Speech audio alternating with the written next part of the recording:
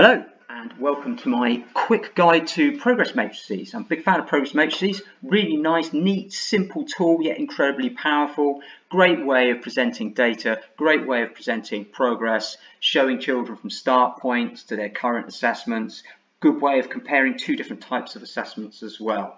Worked really well with point in time assessment, which is becoming increasingly popular, whereby we are making assessments of children's security within the curriculum at that point in time. So it means that we could have children classified as being at expected or secure all year. Now that doesn't lend itself to those kind of neo-level point-driven approaches, but it does lend itself to this approach that I'm about to show you. And I think this is more informative, more useful than those point-driven approaches, because it's much more useful to talk about start points and where children are now, rather than saying that, you know, something really abstract like they've made 3.5 points of progress or whatever. So, right, anyway, let's get on with it.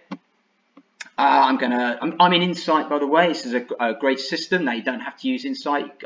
Other tracking systems do this as well, I'm sure.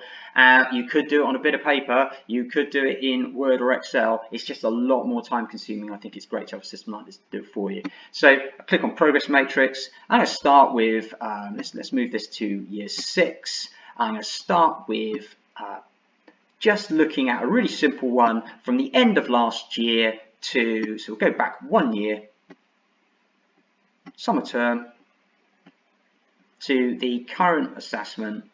Let's put the autumn term in. So this is reading, comparing end of last year's assessment to this year. And I classify, in my school, I classify children as being well below, just below, secure, or at greater depth at any particular point in time. Now, as you see, this row here, these are all the children that were assessed as being secure. And the majority of them are still secure, and some of them are at greater depth. But I have got these children here who've moved backwards, and that's a bit of a worry. My well below children are still well below, and some of my just below children are now well below, so they've gone backwards, but some of them are now secure or greater depth and they've moved forwards. So that's a little bit of a worry that they've become so spread out over such a short period of time. And down here, greater depth, none of my greater depth children are working at greater depth still. They're all now secure. So I've got some groups of children that I'm going to want to focus on. So that's useful. But I could go back even further still, actually. So rather than looking at last year's assessment, let's go back to Key Stage 1. So I have to choose, rather than main assessment, I'm going to choose SAT. And here we go. We've got their levels down the side here. And we've got their current assessment across the top. Now my level 1 children, I seem to have a lot of level 1 children. This is made up data, by the way, these aren't real children. A lot of my level 1 children are well below. Some of my level 1 children are just below. Very happy about my level 1 children who apparently caught up. And some of them are even working at greater depth. Bit of a spread there. That's maybe a bit of a concern and something that I'm going to want to look into. My 2C children, all of them are currently working securely or at greater depth, which is great. I've got a 2B child here who's currently just below, and my only level 3 child is currently on securely rather than at greater depth. So that's interesting. Now, I don't have to stick with my main assessment. What I can do, instead of using my teacher assessment, is use a standardized test. So I've got a Rising Stars test, but it could be NFER or GL.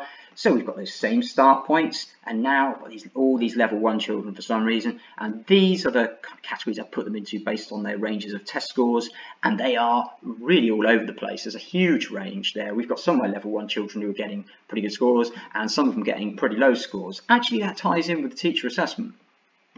2C looks all right, actually. 2C children, a couple of them working sort of just below, most of them getting reasonably good scores. Bit worried about this though. I've got some 2B children, a couple of 2B children who are getting low scores, and I've got a 2A child who's getting a score that's sort of kind of off the chart, and maybe that's an error.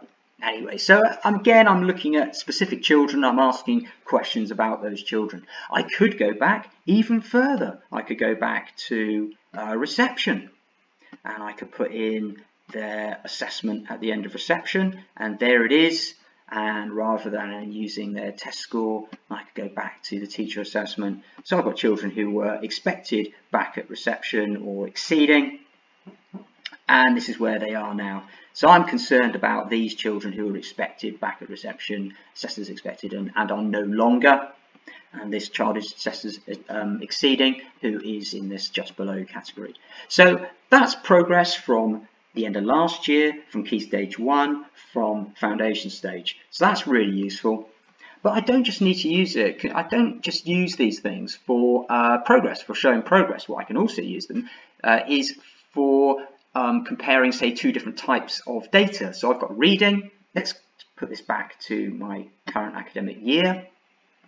And I'll change this to my current term. So at the moment, this is just comparing exactly the same thing. So my grid looks like that. But what I could do is I could compare to my teacher assessment to my test scores. So I'm hoping there would be some kind of agreement between the two, but as I can see, my teachers are saying that all of these children are secure, yet they are getting a wide range of scores. This is sort of looking okay, and this kind of looks about right, but I'm really concerned here that I've got all these children who are assessed as secure, yet their test scores are not really agreeing with that. The greater depth ones, well, maybe I'd expect them to be up here, but that one is a bit of an anomaly. So again, I'm talking about identifying specific children and maybe asking questions about those children. Oh, by the way, if you wanted to show any of this data to governors at any point, just click on that and should get rid of the pupil names, and it just reduces it to numbers and percentages. So we can use this safely with governors about identifying specific children. I'm going to turn that back on, put the names back in. And the last thing I can use a matrix for is to compare data for two different subjects. So let's stick with reading there, and let's change this to writing here. Same term, same data. So this time I want the same teacher assessment. Let's filter this actually, because I'd like to get just a smaller group of children on here, so I can fit it all in one page. So these are my pupil premium children.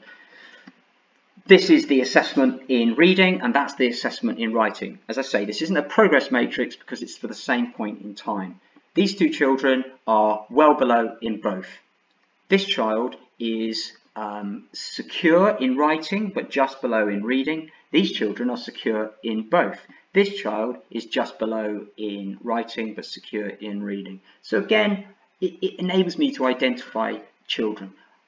And I think that's the point. These are really powerful tools, very, very simple, easily understood by everybody, really. And what they do is they really engage you, and they cause you to ask questions. So they encourage you to have discussions about children, their start points, their assessments, etc., rather than talking about quite abstract things like how many points of progress they've made, which isn't really going to help you identify children, necessarily children in need of support. So very useful pupil progress meetings. Very useful in all sorts of environments, and incredibly useful for encouraging that debate, fueling that debate about children's learning. Okay, I hope that's useful. That's Progress Matrices. I'll be back with another topic soon. All right, thanks, bye.